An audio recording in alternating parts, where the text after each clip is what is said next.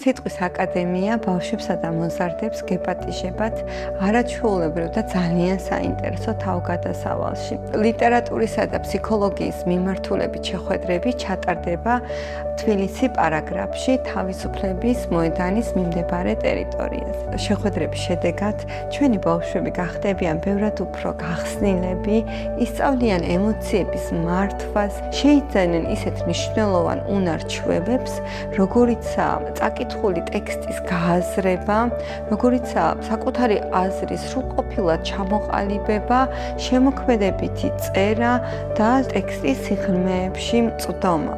ჩვენი მიზანია, რომ ბავშვების ცხოვრებაში წიგნმა ჩაანაცვლოს გაჯეტი.